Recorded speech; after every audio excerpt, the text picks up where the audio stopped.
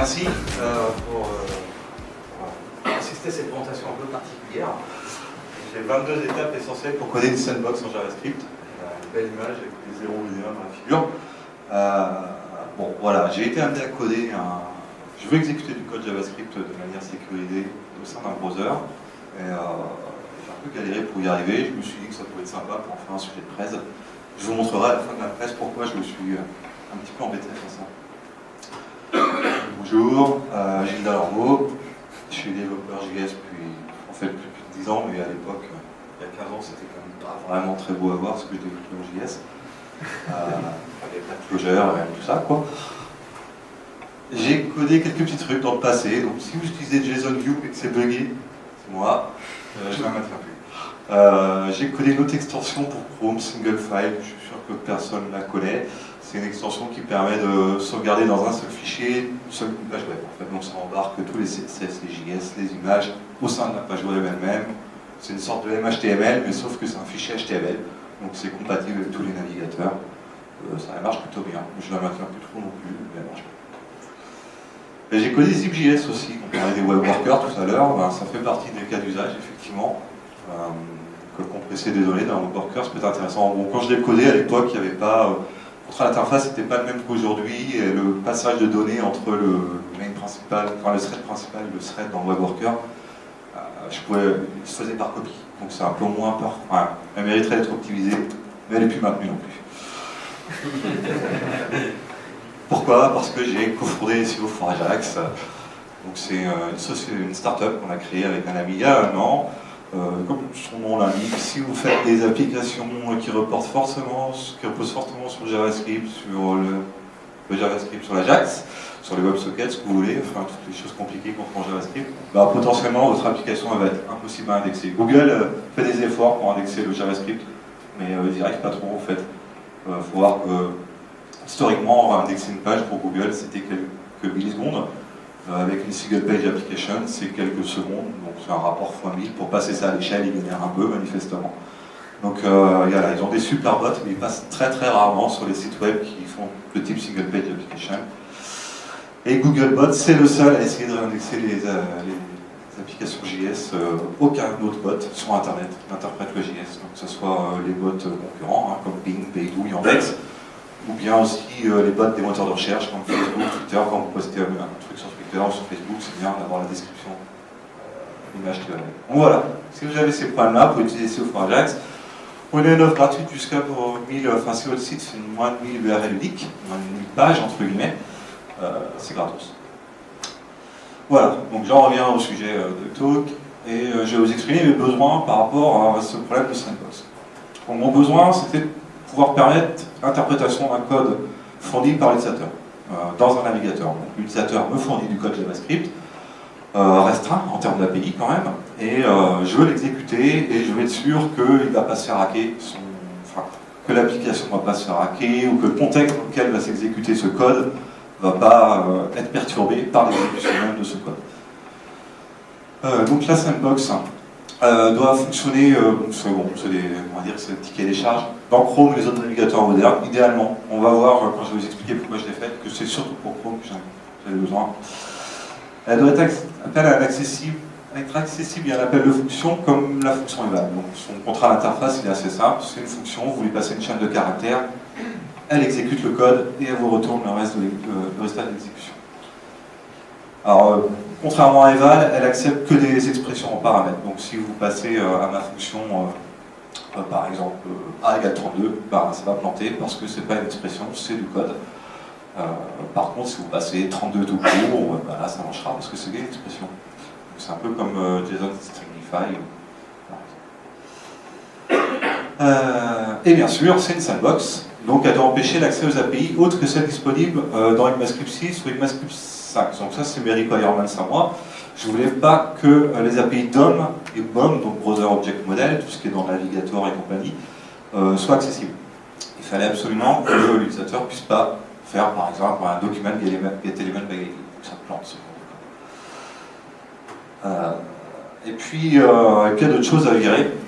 Je veux pas de this non plus, je veux pas que le code ait la possibilité, c'est-à-dire que c'est une fonction, c'est une simple fonction et j'ai pas d'objet, j'ai pas d'intérêt à avoir un contexte de type objet global, grosso modo. Donc je veux pas d'objet global, je veux pas d'objet de propriété dans mon objet global de type self.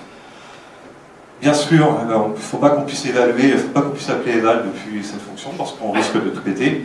Pareil pour cette timeout et cet intervalle qui prennent des chaînes de caractères en paramètres et qui peuvent potentiellement s'exécuter dans des contextes un peu dangereux. Ça, c'est assez bien connu. On verra que je vais quand même me faire avoir. Et enfin, il faut que le code soit exécuté de manière synchrone. Ça, c'était une contrainte assez forte pour moi. Il y a déjà du code un peu qui existe sur Internet pour faire des sandbox.js, même si ça ne répond pas à tous ces besoins-là, ça peut peut-être être bricolable. Mais ils s'appuient tous sur des contraintes d'interface asynchrones. Par exemple, ils vont déléguer l'exécution du code de JavaScript à un web worker ou dans un iframe. Et ils vont s'appuyer sur post-message pour ça. Donc à chaque fois, on va avoir un contrat d'interface où il y aura un callback ou une promesse. Et moi, je voulais pas ça à cause des besoins dont je vous parlerai un peu plus. Et bien sûr, elle doit être sécure. Donc c'était le requirement le plus dur à remplir. Donc quelques exemples d'appels de cette fonction, je l'appelle safeeval. Donc par exemple, safeeval 42 retourne 42 en chaîne de caractères, hein, il n'y a pas de conversion de type par exemple. Safeeval de window doit retourner undefined, safeeval de sys doit retourner undefined, safeeval de document doit retourner undefined, safeeval de letx égale 42, ça doit planter parce que c'est un bloc de code et pas un objet JavaScript en l'occurrence, c'est un bloc de code avec descriptif. Un appel d'eval au sein de safeeval doit aussi planter parce que sinon je risque d'avoir des gros problèmes. Voilà, donc on va coder, donc c'est le live coding en playback, c'est déjà fait à l'avance. Voilà. Donc voilà, les slides, c'est des slides en HTML, je les ai fait moi-même, hein, c'est pas du reveal ou je sais pas quoi, c'est rien du tout, sans ligne de code JavaScript. Donc je pars de cette base-là, pour commencer, je me dis voilà, je vais coder cette fonction safeeval, je sais pas trop où je vais, donc j'y vais quand même. Je suis vraiment allé en mode bourrin, hein, quand j'ai développé ce truc, je n'ai pas trop cherché à regarder l'existant. Donc la première chose que je fais un eval et puis je l'encadre de parenthèses le code qu'on passe en paramètres. Ceux qui ont manipulé du JSON au milieu des années 2000 connaissent cette chose-là, c'est comme ça qu'on parsait du JSON à l'époque, quand JSON parse n'existait pas. Donc c'est une technique assez classique. J'exécute le code. Et voilà, donc les tests passent pas, j'ai rien fait en fait, hein, donc il n'y a pas de surprise. J'ai deux objets window qui m'ont été retournés suite à l'exécution des deux appels à safeeval. Donc le safeeval de window me retourne window et le safeeval de self me retourne window. Donc l'objectif là pour moi c'est de me débrouiller à ce qu'au moins ces deux premiers tests retournent undefined. Comme je vous dis, j'étais un peu bourrin dans l'approche. Le premier truc qui m'est passé par la tête, c'est tout simplement de les enlever. Donc le code que j'ai fait, c'est celui-là. J'ai juste avant l'exécution du eval, j'enlève tout ce qui est dans Windows. J'y vais, c'est parti, on y va. Attention, ouvrez bien les yeux. Alors, j'ai pas vidé mon répertoire de téléchargement avant, donc il y a une petite feinte. 3, 2, 1, hop, voilà, je run le code, hop, un fichier qui a été téléchargé, youhou. Donc ça, c'était pas prévu, c'est bien ce code-là qui s'est exécuté. Hein. Donc là, ça a planté vaguement, Windows a été retourné sur le premier. C'est pas vraiment étonnant dans le fond, hein. Il ne fallait pas s'attendre à ce que j'en mette vraiment nul avec ça. Et puis après, en fait, j'ai quand même réussi un coup, j'ai réussi à niquer ma console. Elle est plus là, et donc j'arrive pas à exécuter la deuxième ligne de code. C'est toujours ça de fait. Donc voilà, la console a été mise en undefined, et puis j'ai quand même téléchargé un fichier qui s'appelle undefined. Ouais, ça s'appelle undefined 16 parce que j'ai fait beaucoup d'essais. Je vais vous l'ouvrir pour vous montrer que c'est pas rigolo la vie de développeur. Donc il est là, hein, vous voyez, c'est bien un fichier. Il m'a traité de bolos, donc c'est pas cool. Qu'est-ce que c'est que cette histoire? Voilà. Donc est-ce que quelqu'un a une idée de ce qui peut se passer? Pourquoi j'ai téléchargé un fichier undefined? Vous levez la main s'il y en a un qui a une vague idée. Ah. Il n'y a plus la console? Non. Alors j'ai trouvé du premier coup, mais je me suis fait avoir plusieurs fois avec ce genre de truc, donc ça a débugger, c'est super marrant. Et parce que bon, vous êtes bon à mettre un debugger à chaque tour de boucle potentiellement là. En fait, ce qui se passe, c'est que j'itère sur toutes les propriétés de Windows. Dans une des propriétés de Windows, c'est location. Quand vous mettez location undefined, en fait le navigateur croit que c'est location href égale undefined, il tente la navigation. La feinte ici, dans le cadre de la présentation, ce code est exécuté dans une iframe. Donc en fait, quand il fait ça, quand il change de URL dans l'iframe, il essaye d'appeler donc localhost 8080 undefined. Là, j'ai un peu triché, j'ai un fichier qui s'appelle undefined sur mon serveur HTTP et qui a retourné le fichier texte. Il l'a téléchargé parce qu'en fait, le main type, j'en ai pas. J'ai pas mis de main type sur ce fichier, il n'y a pas d'extension. Donc pas de main type, c'est de l'octet stream, je sais plus exactement le main type, ça provoque un téléchargement automatique. Donc c'est quand même assez incroyable hein, comment on peut télécharger facilement quelque chose, enfin provoquer le téléchargement, juste avec un petit code comme ça, je ne le voyais pas arriver. Hein. Donc ça je l'ai vu quand j'ai fini la présentation, quand j'ai commencé à la faire sous forme de slide, c'est là que j'ai vu le gros micmac autour du undefined. Bon, c'est pas terrible. Alors, je vire, du coup je refais le même code, et puis j'enlève console et location, on verra leur cas plus tard. J'y vais, on y va. Ouais. Donc ouais, forcément, bah, on continue les conneries, j'ai détruit Safe-Eval, parce qu'elle est même dans la window, donc le premier test, il a toujours pas marché, et le deuxième, vaguement, quoi. Safe-Eval est détruit. Donc, bon, on lâche pas l'affaire, hein. Hop, on met Safe-Eval aussi. Et on exécute. Yes! Regardez, j'ai un undefined. J'ai réussi à détruire un truc. Donc j'ai réussi à détruire self. Par contre, le problème, c'est que finalement, je fais une petite itération, je regarde toutes les clés qui sont effectivement undefined suite à l'exécution de ce code, et je me rends compte que j'ai 62 clés sur 186 dans l'objet Windows qui sont effectivement undefined. C'est un gros fail, quoi. Je ne vais pas aller bien loin avec ça. Donc je me dis, ouais, bon, l'affectation undefined, je sais que je peux faire un peu plus feinteur, on va faire des getters.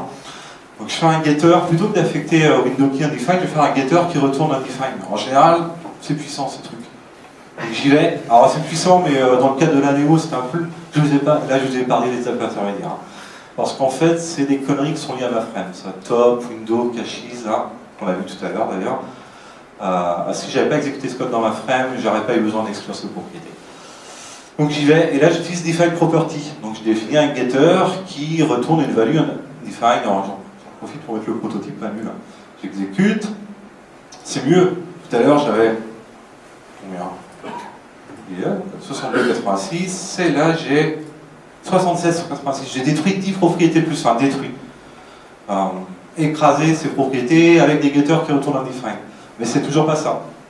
Je me dis pas de problème, je ne cherche pas à la faire. Mon objectif c'est surtout Chrome et WebKit, on va dire. Donc du coup j'utilise la méthode propriétaire defineGetter avec 2 underscores. Donc pas du tout standard, mais implémenté un peu à droite à gauche. Elle est plus cool, hein, vous voyez, j'ai pas besoin d'exclure toutes les clés que j'ai besoin d'exclure tout à l'heure. J'exécute, mais bon, c'est mal barré. 74,186. Voilà, c'est la mauvaise piste, quoi. Je crois qu'à ce stade-là, je peux me dire, il faut que j'arrête ce genre d'implémentation, d'essayer de détruire les clés dans Windows, ça va être voire quasiment impossible. Et en plus, dès le début, je me fais avoir à exclure des clés comme ça me plaît moyen. Donc je reprends tout le truc, je remets à plat, et je pose 2 problèmes différemment. Je me dis que plutôt que d'enlever les clés de l'objet Windows, je vais les cacher. Pour les cacher, c'est assez simple en fait. Si j'arrive à mettre un objet dans mon scope, donc avec le mot-clé with, hein, on peut rajouter des objets dans le scope, et toutes les propriétés qui sont dans cet objet se retrouvent comme variables au moment de l'exécution. Je me dis, il y a peut-être moyen. J'y vais pépère, hein, toujours, je fais un petit code qui fait rien de plus en fait. Je crée un objet, donc ça c'est de l'ECMAScript 5, je crée un objet vide qui n'a même pas de prototype. Je l'empile dans mon scope, j'exécute la fonction, et il ne se passe rien de particulier. J'ai toujours les 2 objets Windows qui sont retournés suite à l'exécution du code. Donc il faut que je fasse un peu mieux. En fait, le principe il va être assez simple, c'est de mettre autant de propriétés dans cet objet que les propriétés de l'objet Windows, et je les mets toutes undefined. Donc voilà ce que je fais. Ça ressemble un peu au code précédent, j'itère toujours sur toutes les clés de la propriété Windows, sauf qu'ici, c'est scope, et pas Windows que je mets, et après je passe cet objet scope, en plus, au moment de l'appel de l'eval. Et ça marche. J'ai réussi à virer la window et la self. Vous avez bien compris le principe là? Ça va? Donc c'est cool, j'avance. Mais bon, c'est que les 2 premiers tests quand même. Déjà, excusez-moi, hop, Bon, ça marche. Sauf que voilà, normalement, il faut aussi que this soit undefined. Donc là, j'exécute, ça rate pas, j'ai rien fait pour qu'il soit undefined, il est valide. Donc, je continue, et là, je me dis que c'est simple, hein, pour enlever l'objet this, c'est une méthode assez connue, on va dire, enfin, c'est d'utiliser le mode strict. Donc en fait, par rapport au code précédent, j'ai encadré l'appel de fonction eval avec une IIFE, comme on dit, donc une fonction immédiatement appelée, qui contient le mode strict. Alors vous allez me dire, mais pourquoi tu n'as pas mis le mode strict ici, par exemple? À tout, j'ai pas besoin de m'embêter. Et bien en fait, à cause du mot-clé with, le mot-clé with est interdit en mode strict. Donc du coup, je suis obligé de faire ce genre de petites succeries pour passer en mode strict. Il n'y a rien de... C'est standard, il n'y a pas de problème de compatibilité. Vous savez que les browsers, on a le droit de faire ça. Les browsers comprennent la démarche. Et c'est marqué dans le spec, presque. Donc on l'exécute, et ça marche. J'ai réussi à, quand même, donc là c'est pas mal, à ce stade-là, j'ai réussi à virer Windows 7 Edit, je suis assez content du coup. Alors, je vais faire ici, c'est pratique. Bon, c'est pas tout un... On va dire que c'est un peu truqué cette présentation, j'ai pas mis comme ça, je me suis dit, ah, je vais tester le constructeur de Windows, mais bon, le fait est que si je fais ça, là, il me retourne encore cette fichu Windows, et après, avec ça, non, je sais plus, si, j'ai un prototype en fait. Hein. Donc là, ça commence à être le début de la fin, si je commence à taper dans le prototype, j'ai l'objet Windows, enfin, l'objet pair de l'objet Windows, mais qui contient pas mal de choses intéressantes pour tout casser. Quoi. Donc ça me plaît pas du tout. Je continue. Je continue. Ouais, donc l'objectif, c'est de virer l'objet Windows. Ce qui s'est passé en fait ici, c'est que j'ai itéré avec la boucle for-let, enfin for in Windows. On nous dit, je l'ai fait un peu intuitivement, parce qu'on nous a toujours dit, si vous itérez sur un objet, pensez bien à appeler as-on-property, sinon vous allez récupérer toutes les propriétés de l'objet parent. Vu que je voulais récupérer toutes les propriétés de l'objet parent, j'ai fait exprès de faire un for-let. Le problème du for-let in Windows, c'est que ça n'itère pas sur les propriétés non itérables. Il y a des propriétés dans les objets JavaScript sur lesquels on ne peut pas itérer. Donc l'alternative, elle est assez simple, c'est d'utiliser la méthode getOnPropertyName sur object, qui retourne toutes les propriétés de l'objet. Je récupère ça sur l'objet Windows, je fais toujours ma boucle, donc là je la fais avec un for each maintenant, et puis même principe, je mets toutes mes propriétés undefined, et je mets ça dans le scope. Hop, ça marche, presque. J'ai encore viré, hein. Voilà, j'ai cassé eval, sans que ça avance là quand même, je commence à casser de plus en plus de choses, donc j'ai viré eval sans le faire exprès, il va falloir le remettre, enfin pas l'enlever. Donc là, c'est assez simple, en fait, pour le coup, je ne vais pas trop me prendre la tête, on verra son cas plus tard aussi. Je l'exclus au moment de déterminer quelle propriété je veux remettre. On verra que ce n'est pas la seule, en fait, que je vais exclure. Voilà, donc là, j'ai réussi, tout est undefined, y compris le constructeur de Windows. Voilà. Maintenant, quand même, j'aimerais bien que mon utilisateur qui va filer du code JavaScript, il en tape un peu, il y a quelques peu d'API quand même à sa disposition. Et là, voilà, ça rate pas, j'ai cassé le array, j'ai cassé l'object, j'ai cassé plein de trucs en fait là. Donc il va falloir que j'y remette. Donc c'est cool, je suis sur la bonne piste. Donc je vais les remettre, il n'y a pas de problème. C'est facile hein, de les remettre, c'est juste qu'il faut les exclure au niveau de la boucle. Voilà. Pas trop midi à 14h. Tac. J'exécute. Yes, ça passe. À ce stade-là, je vois comment ça va un petit... Plus vite, plus j'écris des fonctions qui sont courtes. Donc là, c'est trop long ce code, je vais le refactorer. Donc voilà, j'ai décidé d'extraire ce code-là, de le mettre dans une fonction. Tout ce qui construit mon objet scope là, et on peut le mettre légitimement dans une fonction séparée. Je fais, voilà, je fais une fonction de getScope qui, comme son nom l'indique, retourne un objet scope, et je l'appelle avec le with.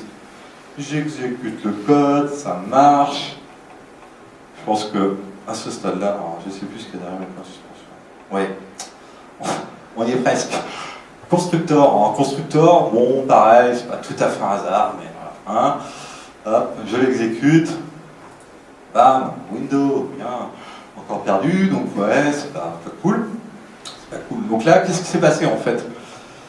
Ce qui s'est passé, c'est que c'est bien, j'ai écrasé toutes les propriétés de l'objet Windows, mis à part celles que j'ai existées, mais pas celles de ces prototypes. Il a toute une chaîne de prototypes que j'ai Windows, il y a des propriétés dans l'objet dans ces prototypes, et on les voit naturellement par l'héritage en JavaScript en fait. Donc il faut en fait, au-delà des propriétés dans Windows, il faut aussi que je parcours les objets parents pour les virer. Donc j'adapte un petit peu mon code et je transforme ma fonction getScope de telle manière à ce qu'elle soit récursive. Donc maintenant elle s'appelle elle-même ici là, quand je remonte la chaîne de prototypes et j'appelle récursivement getScope. Donc j'ai un objet qui contient toutes les propriétés defined dans Windows et dans les prototypes de l'objet Windows. J'exécute, ça marche. Donc là je suis content. Il était 1h du match, je crois. J'étais vraiment content, je me dis c'est bon, c'est fini, je tweet. Enfin, je fais mon gist, je tweet, c'est la gloire. Alors, c'était la gloire parce qu'il était 1h du mat, et que mon tweet était en anglais, mais quand même, enfin, je pense que tous ceux qui me follow, c'est des Français en fait. Donc ça va pas, la nuit, ça n'a rien passé. Puis le matin, donc Grégory Houillet, que je n'aimerais pas, moi je nomme les gens, je n'hésite pas à dénoncer, attaque. Donc c'est cool parce que je sais ce que je voulais, j'ai provoqué, j'ai trollé dans Twitter pour que les mecs attaquent le code. Je voulais le rendre robuste. Donc Grégory me rend service et il fait une première attaque, qui est celle-là. Alors je vais l'exécuter direct, comme ça on voit que ça plante, je me suis fait avoir. Alors cette première attaque était sympa, elle était assez astucieuse dans le fond. C'est que, en fait, il exécute d'abord ses faits-val normalement, mais sauf qu'en passant, il m'écrase quand même deux méthodes sur object.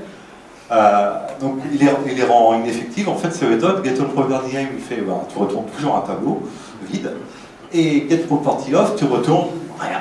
Ce qui fait que du coup, ici, quand ce code s'exécute, donc ce qui est exécuté, c'est toute cette fonction à chaque fois.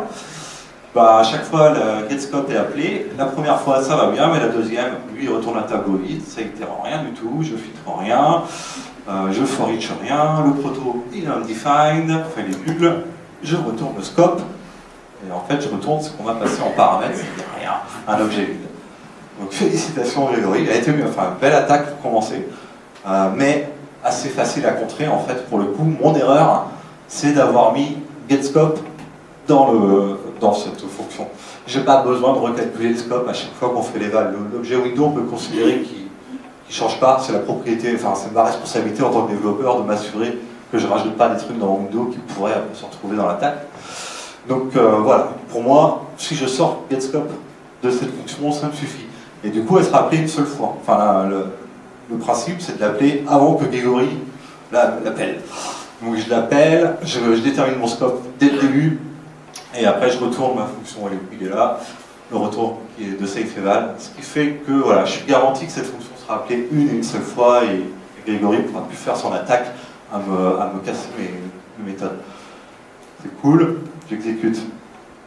Ça passe, on a rien cassé, les tests U, entre guillemets, marchent encore. Deuxième attaque, Grégory il est bon, en fait c'est cool, Grégory il avait des bases, il savait attaquer du code, donc il m'en a fait une plus belle. Ah non, ouais, elle est classique celle-là, c'est une erreur de débutant de ma part. Voilà, il fait safe, function return this, function, le constructeur de function permet d'instancer des fonctions, et vous passez du code en chaîne de caractères, quand il n'y a pas de paramètres. Donc là c'est un exemple très simple, pas de paramètres, return this, et fatalement ça rate pas, ça retourne l'objet Windows. Donc là, en fait, c'est une grosse erreur de ma part, c'est d'avoir whitelisté function. De la même manière que j'aurais dû blacklister, j'ai blacklisté set timeout, j'ai blacklisté cet intervalle, toutes les fonctions qui prennent du code en paramètres, c'est no way, j'en veux pas. Alors, pour l'instant, on est là, on voit qu'on n'a pas réglé son problème, lui qui est là, parce que j'en ai besoin ici, en fait. Mais function, je peux m'en débarrasser, il n'y a pas de problème. Donc, je le rajoute dans la whitelist, tout simplement, et je bypass cette petite attaque assez facilement, finalement. On continue. Troisième attaque de Grégory, il était en forme, il a fait ça en, je sais pas, en une demi-heure entre ça, tu vas attaquer. Ouais, c'était. En fait, j'ai eu un quart d'heure de gloire.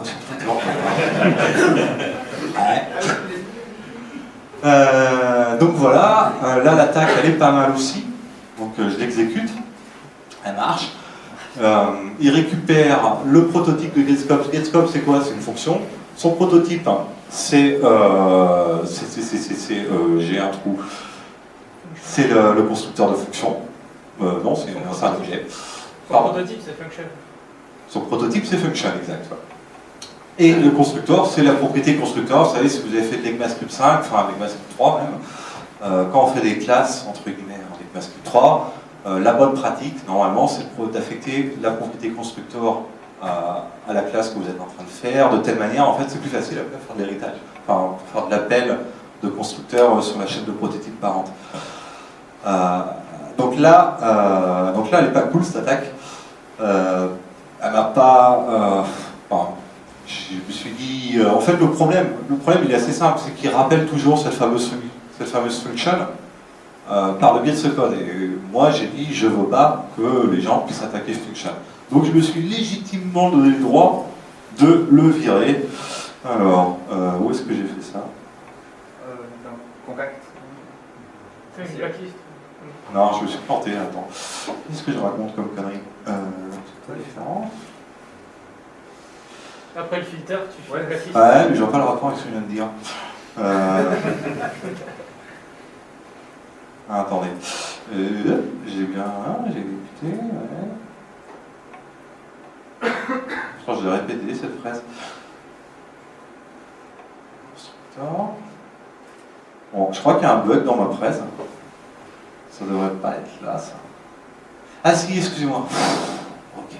En fait, il va me faire une attaque un peu similaire après.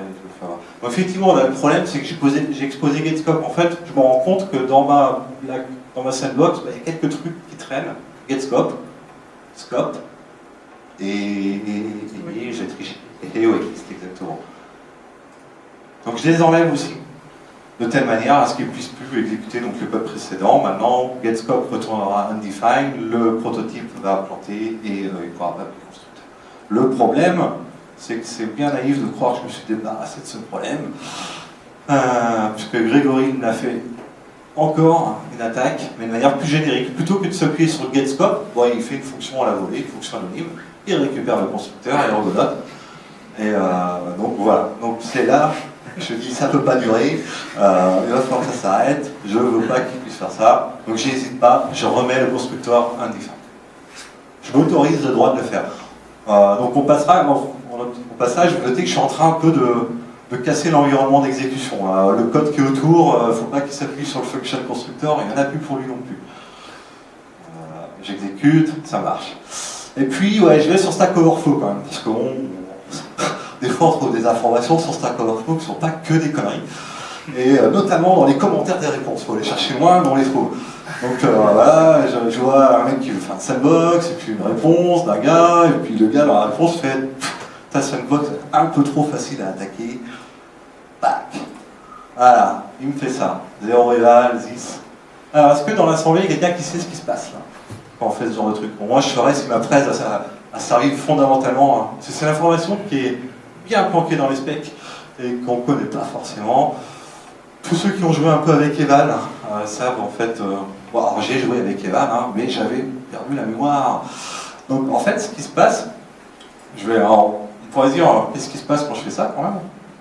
D'abord, où j'exécute tout simplement Eval, hein, qui est testé pour l'instant. Ça retourne undefined. Ok?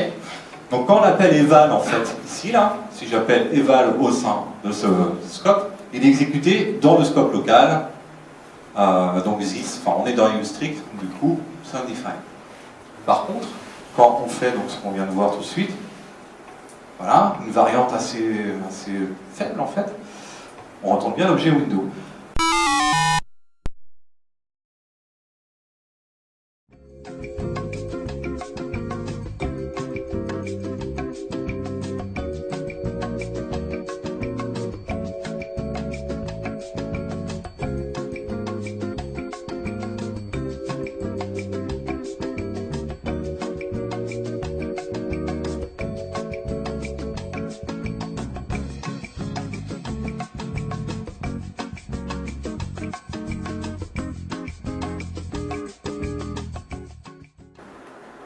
J'avais vraiment pas envie de faire une iframe parce que je trouvais ça un peu naze, mais j'avais déjà fait des dégâts en fait, j'avais cassé function prototype constructor, là je vire eval.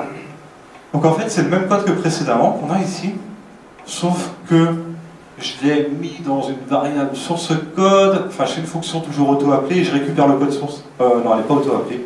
Je récupère le code source en fait, donc je récupère une chaîne de caractères qui contient tout ça. Et je m'insère dans une iframe à la volée. que je crée juste en dessous. Hop, voilà. C'est pas optimisé en l'occurrence. Là, chaque appel de SafeEval, je vais construire mon iframe. Je vais exécuter le code JavaScript dedans, et je vais récupérer. Donc c'est potentiellement lent. Il y a moyen de faire mieux. Je ne vous montrerai pas le code, mais je vous montrerai qu'il y a moyen de faire mieux quand même. Donc là, il n'y a rien de magique. En fait, je fais une iframe et je récupère la SafeEval qui m'est retournée par ma fonction dessus ici, qui était le return du haut. Et ensuite, je récupère la référence sur cette SafeEval via l'objet window de mon iframe, et juste après, je l'enlève du DOM et je peux exécuter ma SafeEval. C'est du DOM pur, il n'y a pas d'API du code ou je ne sais quoi. Et là, j'exécute. C'est le 22e slide, les tests passent. J'attends les attaques. Allez-y, venez attaquer, il n'y a pas de problème, je suis ready, je suis prêt, j'ai fait des bulles blanches. Donc voilà, à ce stade-là, pour l'instant, il n'y a pas une nouvelle attaque de fait. Personne n'a été capable de sortir de la sandbox. Voilà, donc ouais, c'est cool. Je fais des sandbox, c'est bien, mais ça sert à rien. Donc ça sert pas à rien. J'avais un vrai projet initial, que je sais pas à quoi ça sert, mais quand même. Donc je vais vous en parler. Hop. Donc je code, voilà. Et donc j'ai décidé de coder un yet another blocker. Donc il y a Ghostery, il y a Adblock. Moi je trouve que c'est un peu naze. Les règles de définition de blocage sous forme de moitié de regex, le easy list, là, tout ça, on comprend rien dans ces fichiers là, parce qu'il définit les règles de blocage. C'est un peu archaïque, c'est pas très sexy, c'est pas cool. Moi, je veux pouvoir bloquer aussi des requêtes, voire transformer des requêtes HTTP à la volée et des réponses. Et je veux que ces règles soient définies sous forme de fonctions JavaScript. Donc voilà, vos règles de blocage, dans mon extension, vous les écrirez sous forme de fonctions JavaScript, très simple. L'objectif, c'est de rendre accessible à l'utilisateur, enfin au développeur, parce que c'est peut-être un peu technique pour l'utilisateur de faire des fonctions JavaScript, toute la puissance offerte par les API Chrome. Donc en l'occurrence, les API des extensions Chrome offrent un peu à la manière en fait des service workers, des API qui vous permettent d'intercepter toutes les requêtes, toutes les réponses. Et en fait, elles sont assez puissantes ces API. Et jusqu'à maintenant, il n'y a pas d'extension qui permet finalement d'exposer cette puissance à l'utilisateur, même s'il est barré. Je sais pas, aujourd'hui j'ai l'impression que les choses changent, qu'il y a les bloqueurs de pub et tout, et que les techniques pour essayer de bloquer les pubs ou pour bloquer les ressources non souhaitées vont devenir de plus en plus élaborées. Et c'est un peu dans ce cadre-là que j'ai pensé à ça. J'ai pensé à ça aussi en me disant, j'ai repensé alors c'est Fiddler de mémoire, une application qui permet d'intercepter les requêtes, les réponses et de transformer les requêtes, les réponses à la volée. Mais c'est un peu vieux quoi, comme truc, c'était codé en je sais quoi, en .NET, un truc comme ça. Bon, je me suis dit pourquoi pas essayer d'en faire une extension. Et un truc un peu plus moderne peut-être. Donc voilà, c'était le... Maintenant, j'ai pas d'idée claire sur comment tirer parti de la puissance offerte par mon extension, mais peut-être que vous m'aiderez à identifier des use cases. Un exemple de configuration de cette extension, donc on définit l'utilisateur a la possibilité de définir les règles de blocage par le biais d'un fichier de configuration au sein de l'extension. Donc un petit exemple assez simple, on définit des rules, des règles, on leur donne un nom, vous donnez le nom que vous voulez ici, et puis après vous définissez des fonctions JavaScript qui en l'occurrence ici vont bloquer le téléchargement des ressources. Donc là c'est tout simple, je bloque tout ce qui est baguette. Donc en fait ici details method, c'est l'objet qui vous est retourné par les API Chrome, zut. C'est l'objet qui vous est retourné par les API Chrome, donc c'est documenté dans les API Chrome, voilà. Pas très, si ça vous intéresse vraiment, il suffit de chercher dans la doc des API Chrome pour savoir toutes les propriétés que peut recevoir Vitex. Un autre exemple où là je bloque des réponses. Bon, l'exemple n'est pas très pertinent, mais voilà, si une URL include, ça vient d'ECMAScript 7, le mot analytics, je bloque la réponse. Or là, on pourrait se dire, par exemple, l'intérêt, ça serait de faire croire au serveur tiers qu'on a effectivement téléchargé son script et qu'on va sûrement l'exécuter ou pas. Et donc on le bloque au dernier moment, au moment de la réception de la réponse, comme ça on l'a quand même téléchargé, ça économise pas la bande passante, mais ça peut économiser un peu de CPU. On peut en modifier les entités HTTP ? Tout à fait. Et c'est là où je veux en venir, ou pas. Non, j'ai pas d'exemple de conf, mais ouais, c'est partie des objectifs de l'extension. Là, cet exemple qui montre qu'on peut bloquer, en plus des règles par défaut, donc on peut définir des règles spécifiques par nom de domaine. Bon, c'est normal, j'ai envie de dire. Il va falloir éventuellement imbriquer des règles de blocage suivant les... Donc là, sur Twitter, on dit par exemple, c'est un exemple pas terrible, hein, qu'on bloque Analytics, on a viré la règle de tout à l'heure. Je vais vous montrer un exemple précis. Je l'ai un peu développé cette extension, donc je vais vous la montrer, histoire d'eux, et si vous avez des feedbacks, je suis demandeur, parce qu'il n'y en a que 2 aujourd'hui qui l'ont eu cette extension. Ça va augmenter un peu. Hop, hop, hop, donc je l'appelle YAB, Yet Another Blocker. Je pense que je la publierai en open source et elle est sur le store. Donc, ici il y a une page d'options, donc là, hop. Ça, c'est les options de l'extension. Pour l'instant, c'est juste une page de conf. On retrouve la configuration en fait que je vous ai montré un peu, mais là, j'ai un peu plus d'exemples. Donc, j'ai fait des règles de blocage sur Figaro parce que c'est quand même un bon moyen de tester cette extension. Et puis sur SEOforageax.com, forcément, parce qu'il faut faire un peu d'auto-promo, il faut savoir vivre. Donc, voilà. Mais j'autorise YouTube sur SEOforageax.com. Que dire? Donc, des règles spécifiques à des hosts. Et puis j'ai défini plusieurs règles dans Rules. Alors je me suis amusé à coder un truc, je ne sais pas si je le code sourcerai. C'est une sorte de navigateur dans un objet comme ça. Donc en fait je peux choisir, et puis je vais dans les... Je navigue quoi, dans mon objet. Quoi. Ça me permet, on va le voir par la suite, de rendre les choses un peu sympas.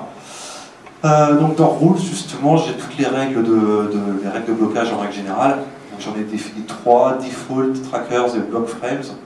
Donc default, elle fait un peu, elle bloque tout ce qui n'est pas get. C'est un peu n'importe quoi les exemples, c'est vraiment pour tester. Ici, je bloque de l'analytics grosso modo, mais en requête, en réponse. Et block frames, comme son nom l'indique. Waouh. Alors là, en fait, là j'ai un bug, mais rien de bien méchant.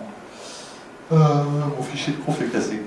Block frames bloque les frames théoriquement. Je vais le reprendre. Ils sont encore en cours de dev, donc forcément, il y a des risques de tout péter. Vous voyez un peu le code, c'est pas celui-là. Au début ça s'appelait deadblock. Hop, voilà, j'ai une conf toute faite, prête à remettre. Tac, tac, ça sauvegarde. Voilà. Et donc ma block frames, elle bloque les frames, donc en fait tu as une propriété, toujours par un frame ID qui donne un ID de frame par an. S'il est égal à -1, c'est que la requête ne vient pas de la frame principale, enfin de la main frame. Et bloc not allowed post, elle est intéressante parce qu'en fait elle utilise, ici vous voyez chaque fois je passe details en paramètre, mais en fait on a de manière optionnelle un contexte qui est fourni par mon extension. C'est un objet dont le cycle de vie c'est tout le temps d'exécution de la page et qui va vous permettre de passer des datas grosso modo entre vos règles. On peut imaginer par exemple que je dise je récupère un ID là en douce parce que j'ai vu telle requête passer et puis tard, en fait, je vois que cet ID va être envoyé à une autre ressource tiers. Je fais ça, c'est pas normal. Et en fait, donc j'ai stocké l'ID dans une variable, grosso modo, que je passe dans le contexte. Et après, je peux tester si un autre ID serait égal à cette valeur. Voilà, donc ça me permet de passer un contexte. En l'occurrence, le contexte que je passe ici, c'est les définis là. C'est un tableau, tout simplement, avec des noms de domaines autorisés. Et je regarde si cette fonction elle vérifie de manière générique on respecte en fait les contraintes de blocage définies dans la variable que l'autre host. Enfin, j'ai fait le tour de la conf, je vous montre juste l'exemple d'exécution. Donc je suis super preneur de vos feedbacks, notamment en termes du UI ou tout comme ça, parce que je me suis cru sur internet. Grâce à mon extension, ça se charge très vite. Et je rigole pas en plus. Je suis sûr que c'est une catastrophe. Enfin, c'est sûrement pas le site le plus catastrophique, mais il en fait partie quand même. Il fait plus d'une centaine de requêtes quand même sur la page d'accueil. Ça marche pas, regarde. Ça va marcher. Regardez si ça va vraiment pas marcher. Je vais la recharger. Je pense que c'est juste le fait d'avoir un effet de bord. Elle tourne. Voilà. Waouh. Ouais. Bon, c'était pas vraiment, on voit que les blocages, je sais pas pourquoi. Regarde, c'est... Ouais. Bon, c'est l'effet des mots, quoi. Mais c'est pas très grave. Donc en fait, ici, on voit que les requêtes bloquées. Alors, normalement, on aurait dû voir les requêtes passées aussi. Donc là, on voit les requêtes qui ont été bloquées. Je peux les déplier et je vois la règle Donc là, en l'occurrence, cette requête a été bloquée parce qu'elle a matché block not allowed host. Si je clique dessus, ça ouvre mon petit éditeur. Ouais, c'est complètement bugué. C'est l'éditeur d'options en fait qu'on a dû voir à l'endroit où... attendez, on va essayer l'autre pour voir. Voilà. Et là, elle marche. Donc voilà, ça ouvre l'éditeur de configuration à l'endroit où on souhaite. Voilà, voilà. Ici, on a tous les noms des blogs, toutes les rules qui ont potentiellement matché ce domaine-là. Je vais essayer de vous montrer l'exemple sur SEO for Ajax. Ou sur un Stack Overflow, peut-être. Ouais. Là, voilà, là on a du VR. Enfin, on a des requêtes qui sont passées, et puis quelques requêtes de bloquer. Donc j'ai bloqué Google Analytics. J'ai bloqué... Ah, c'est tout. Attendez, si je scroll un peu, hop, voilà, tac. J'ai bloqué Aziz aussi, qui est loadé un petit peu plus tard. Par contre, on voit que j'ai autorisé YouTube explicitement, parce qu'il exécutait dans une iframe, potentiellement, ouais, non, bon, c'est pas un exemple super pertinent, mais c'est un exemple où on montre comment on autorise une ressource malgré d'éventuelles règles de blocage définies en amont. Ça permet de laisser passer coûte que coûte cette ressource. Voilà, j'ai terminé. Donc merci pour votre attention. J'espère que vous avez appris des trucs sur les petites fautes qu'on peut rencontrer quand on s'amuse à faire ce genre de choses. Et puis voilà, si vous avez des questions, tout ça, n'hésitez pas, je reste là un peu et puis je suis à disposition. Merci.